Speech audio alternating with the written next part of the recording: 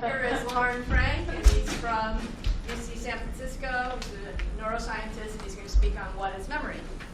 All right, thank you. I appreciate it. Thank you all for coming. So what I'm going to try and do in the next 20 minutes or so is give you a brief sense of what we've learned about how our brains create memories, what they are, and how they're used to do things. And so I think it's nice to start. This is a case where art can convey a lot of the key elements of this. So this is a scene, for those of you who don't recognize it immediately, from the movie Ratatouille. So this is the art critic taking a bite of the rat's ratatouille, and you'll see what happens. So,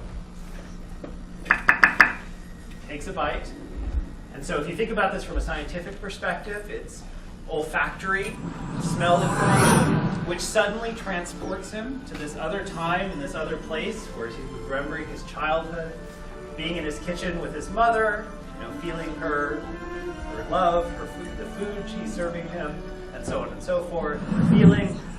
And then the mental time travel ends, he comes back, but of course this has a huge emotional impact on him, right? So that, at its heart, is what a memory is, and for me, why memories are so amazing, is that they are these abilities that we have to go back in time and space to something that we did a long time ago, remember that, and that changes what we decide to do. It makes up a huge part of who we are. All right? And so the other element of memory I think that's really important is understanding what it's like to live without a memory, or what it's like to have someone who's in that position. So what I'm going to show you now is an interview with someone who's had damage to the parts of his brain that allow him to create new memories. And this is from a Scientific American Frontiers program that Alan Alda hosted a number of years ago. And so this is just an interaction with, I think, a graduate student and this man whose initials are EP. Oops, sorry, let's go back. Why should people pay taxes? To support their country and their counties and states to pay for things. If you were lost in the forest during the day, how would you go about finding your way out? I would find a river and follow the river down to wherever it may go. Ocean, lake. EP can also copy complex drawings. That is, huh? And he not only has no difficulty repeating back a list of birds, in this case, dog, raccoon, lion, and parrot. Dog, raccoon, lion, and a parrot. Good. But he even has a little sly fun with Jen along the way. What you gotta add is about 2 more. Oh, really? Yeah. Would that make it tougher? And that would catch them. 7, Leave. Sorry. Medicine. EP really hits his stride when the testing of his cognitive skills involves Jen's laptop computer. Goals. Having been in electronics over the years, I am amazed at all this. It's just wonderful. Believe me, little printed circuit, just, oh, you can't believe it. It used to be in a 6-foot rack, and down to this, it's just wonderful. When I was in electronics, this would be in a 6-foot rack. But it's now that something odd about EP's behavior becomes apparent. Printed circuits, diodes, triodes, and all that stuff in there. Oh, it's just amazing, believe me. When I was in electronics, this would be in a 6-foot rack. This would be in a 6-foot rack. It would be in a couple 6-foot racks. It would be in a 6-foot rack. This would be in a 6-foot rack. And now look at it, down to this little printed circuit. All right. So he seems totally normal at first, right? His interactions, he's able to hold a conversation. He's a smart guy. He can tell you what to do if you're lost in the woods. But then he starts repeating himself, right? And so one of the interesting questions is, well, why don't all of us do that all the time? And the reason is because at every moment in our waking lives, we are creating an ongoing memory of our experiences. And we're using that memory to update what we've done and what we've said, and therefore what not to repeat. So we remember, oh, I told this person this already. I don't need to repeat it again. But for him, every 30 seconds or so is basically completely new. So if he gets distracted, he forgets everything that he said before, and it just occurs to him to look down at this computer and say, oh, wow, let me tell you about this experience I've had, about how wonderful this is. And so this is, I think, is just important to emphasize how much of everything that we do every day depends on this ongoing storage we have of these experiences of daily life. All right, so the question is, how does this work? How is it that our brains are able to do this, and what parts of our brain are involved? And so a lot of research has made it clear that there's this part of the brain here called the hippocampus, which is absolutely critical to our ability to store memories for the events of daily life. So this is located down here. This is sort of a picture of the human brain. The person's nose would be back here, and this would be the back of the head. And this is buried in what's called the temporal lobe, which is down here by the ears. And this flashing structure is called the hippocampus.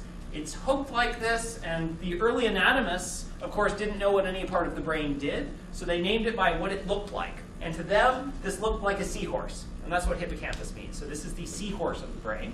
And it turns out that this part of the brain is absolutely critical for storing memories for the events of daily life. So what I'm going to tell you about is a little bit about how we think that happens, how that works, what parts of the brain do, and what we've learned recently about what a memory actually is, what we think is actually going on inside the brain when a memory is stored or retrieved. All right, and so to give you a sense of this, I need to tell you a little bit about what happens elsewhere. And so what I want you to do is sort of think about how you got here today. All right? So if you do that, you can hopefully, most of you at least, can recreate some sense of the various places you started at. Maybe you started in your living room at home, and then you walked down the stairs, and maybe you walked here. But you would imagine that as you're doing that, as you're having that experience of coming here today, you're processing all of the information you see, the sights, sounds, smells, and everything else of the world around you. And that processing takes place in a series of brain areas, most notably the neocortex, which is the skin of the brain. That's the stuff on the outer part, and it's what allows us to see and hear and feel and taste and make sense of all of the information coming in through our senses. It also is really important for our internal state, knowing how we feel, what's going on, are we hungry, tired, and so on. So it's processing this information all the time, and it can change with experience, but it has what we would call slow plasticity. And what that means is that to store information, what the brain does is it changes the connections between different neurons, the nerve cells or the brain cells that make up our head. And there's something like about 90 billion of those things in here, and something like on the order of maybe a quadrillion or so connections between them. And it's those connections between them that are changed when we learn new things. So we create new pathways in our head when we learn. Now it turns out that learning takes place at different rates, different speeds in different parts of our brain. And in the neocortex, this learning is kind of slow. And so what happens when you take out the hippocampus is that the rest of the brain can't change fast enough to record the experiences of daily life. And the important thing about those experiences is that they happen exactly once. That means if you're not learning them when they happen, they're gone, and you never get them again. So fortunately for us, evolution worked out this neat trick of passing this information to the hippocampus. And the hippocampus is an extremely specialized brain structure. The connections inside the hippocampus can change very, very quickly. And so it acts sort of like a continuous Polaroid camera, not a great metaphor, but it's okay, to take this ongoing snapshot of the experiences of daily life. And so it changes all the time. So in your heads today, your hippocampus, to the extent that you remember anything that I said, is changing. All right? And if your hippocampus doesn't change, you won't remember any of this. All right? So our brains are constantly changing to take in this information about these new experiences. And it's really in the hippocampus where we think this happens. So this is what we think happens when we learn. All right? So information comes in, is processed, and then somehow stored in this structure. But of course, making a memory is only part of the equation, right? The whole point of doing this is presumably so you can remember what you learned sometime later. And it turns out that there's a couple of processes that are important for that. The first of them is a process called consolidation. So one thing you notice about EP is he didn't forget everything. Right? If you think about what he remembered, he could tell you what to do if he were lost in the woods. Right? He could tell you about printed circuits and diodes and triodes. This is clearly not information he was born with. Right? That is information he learned. So even though his hippocampus was destroyed, he still could remember things. What that means is the hippocampus can't be the place that all information is stored permanently. So it's critical for learning new things, but stuff that's been learned can actually be stored elsewhere in the brain. And that happens through a process called consolidation. The idea here is what the hippocampus does is it learns stuff. And then during periods of downtime, so literally while you're asleep, and we think also while you're awake and maybe kind of zoning out, the hippocampus takes the opportunity to start spitting what it's learned out back to the rest of the brain. So it basically repeats over and over again, hey, I learned this. Hey, I learned this. Hey, cortex, pay attention, pay attention, pay attention. And through repetition, it can drive plasticity or changes in the rest of the brain to store information there. All right, so the hippocampus acts like a teacher, right? Those of you who teach know you can't say something once most of the time. You have to say it over and over again to get it to penetrate into your students' heads. That's what we think the hippocampus does for the rest of the brain, is repeat things over and over again to sort of drive this sort of long-term storage process. So that's the storage. But there's also one other critical element, is, again, the point of these memories is you'd like to do something with them. And we think that this same process is involved in retrieval. So what is it to retrieve a memory? All right, so let's go back to this example of thinking about how you got here today. All right, so I'm guessing for most of you, it took you, let's say, 15 minutes to get here, right? Could have been longer, could have been shorter. All right, so think about, if I were to ask you to tell me, how did you get here? How long would you spend? Right, 30 seconds maybe, 10 seconds, right? You know, I got out of my car, I got out of my house, I got in my car, I went down the street, I turned left on Golden Gate, something like that, and you're here, all right? One of the most remarkable things about our memories is they don't happen in real time, all right? You do not say, and then I took a step, and I took another step, and I took another step, and I opened the car door, and I sat down, and I looked for my keys. Thank God, right? We don't bore each other to death. Instead, what our memories are massively time-compressed snippets of experience that we can pull up again. And so what we've been trying to understand, particularly in my lab, is how is it, and we know the hippocampus is important for that, what do those memories look like? When we pull up a memory, what's actually going on in our head? All right? So we do this by studying the brains of rats. We put electrodes in and get them very carefully up to nerve cells, brain cells in the rat while it's learning things, to look at what's going on in its brain while it's sort of making a memory, all right? And we usually do this in the context of a place, all right? So imagine, for many of you, this might be the first time you're in this room, but you come into a new place and somehow you have to make a memory of it so that you can, remember what it's like and how to get there again and so on. Rats are really good at this. For those of you who might have rats in your house, I'm sorry for you, but boy, do they know their way around, right? They're really good at finding all the nooks and crannies. And it turns out if you look in their brain and you record from neurons, brain cells in the hippocampus, these cells care about where the animal is.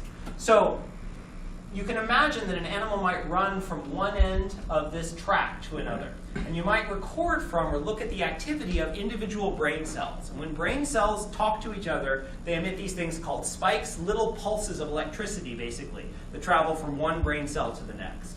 And each of these circles might represent the area in space where one brain cell is active. All right? So if we're recording from them and listening in on these cells, and we'll put on a little dash on the screen each time one of them was active, we might see where each of these colors represents a different brain cell, okay? So in your brains, as you got here today, something like that was going on. You were having different patterns of brain activity for each element of the experience, and that was going on. And critically, all of that happens on seconds. Seconds, minutes, hours, the time scales of our actual experience, all right? So then the question is, what would a memory be? All right? Well, if the animal, or if we, can recreate in our heads an experience, what it turns out we do is we reactivate these patterns of activity like the ones that we saw. But remember, if you think about getting here today, you don't spend 15 minutes reactivating every step or every moment of your experience. Instead, it happens like that. All right? And it turns out that we've discovered, we think, the pattern of brain activity that allows us to do that, or at least allows the rat to do that. All right? And so we think that these place cells are important, these things called place fields or activity in a place are important for encoding experiences, laying down a pattern for an experience. And there's something else we see. It's called the sharp wave ripple, but the names don't matter for today. But the important thing is that during these events, we get the same set of cells active in the same pattern. But now this whole sequence which corresponds to the animal running through this place and took many seconds originally, is replayed in about 1/10 of a second. Okay?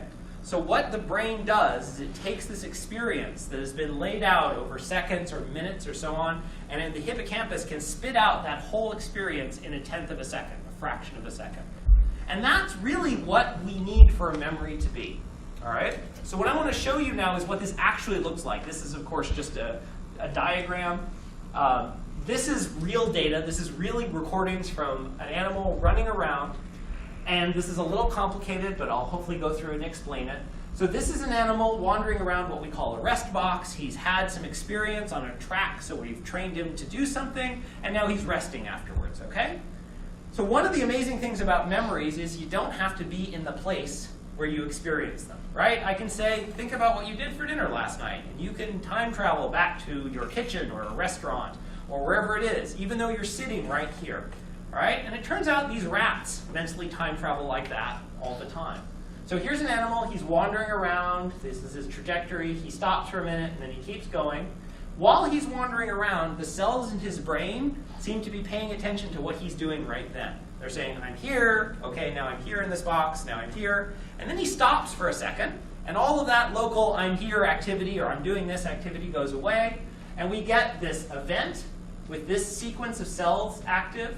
Again, notice the time, this is 200 milliseconds, 1/5 of a second. So this amazing of brain activity.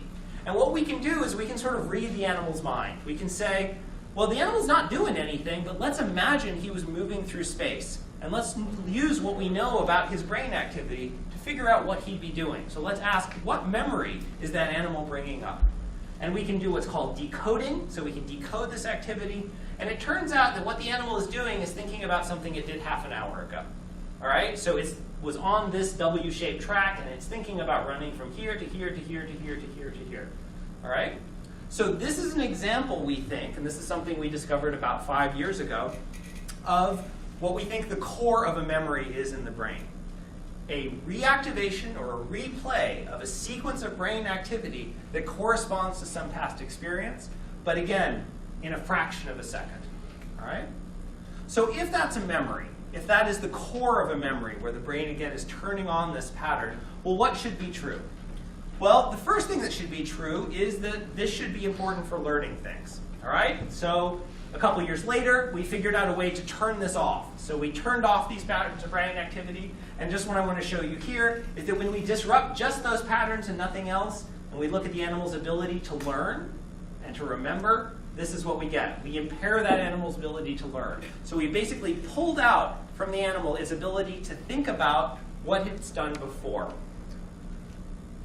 Furthermore, and I'll just go on to this, we should think about what's the point of these things? Why do we have memories in the first place, right? So evolutionarily speaking, why is it that our brain would have gone through all this trouble to make a hippocampus and build something that could record the events of daily life? Well, presumably the point is not so you can sit around and reminisce, which is kind of fun, but probably not that useful from a reproductive perspective, but instead so that you can plan your decisions, right? If you eat at a restaurant and it makes you sick, you probably don't want to go back there. You would like to remember, oh, I got food poisoning there, I shouldn't go back. If you go on vacation somewhere and have a fantastic time, you would like to have a memory of that so you know you might want to go back. All right? The point of a memory is for guiding decisions. And another thing that we have found is that what the hippocampus is actually doing is often replaying things that are related not necessarily to what the animal did in the past, but what it could do in the future. All right? So if you think about what memories are for, and we be really explicit about that, therefore thinking about what would happen if I did this. Let's imagine, oh, I go back to that place. What's going to happen if I go back to the restaurant where I got food poisoning? Probably not a good idea. What's going to happen if I go back to the place where I had this great vacation? Oh, that would be fun. So this is, I think, really interesting because it really suggests that memory and imagination are very much the same thing. And that if you think about how it is that we create out of whole cloth ideas about the world, what we do is take information about our past experiences and use that to construct future possibilities, to think about what could happen next. All right? And in fact, what we showed in this other paper is that that's what the animal does.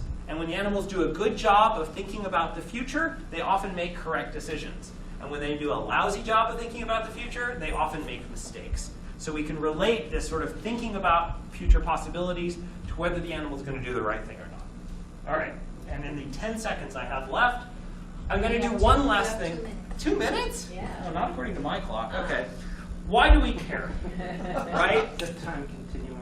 Yeah, exactly. Well, it always compresses when you're up here talking. So, I think we care about this both from a philosophical perspective. We like to understand ourselves, but also because losing our memory is one of the most profoundly destructive things that can happen to us, and it happens to millions of people. This is an example for Alzheimer's disease.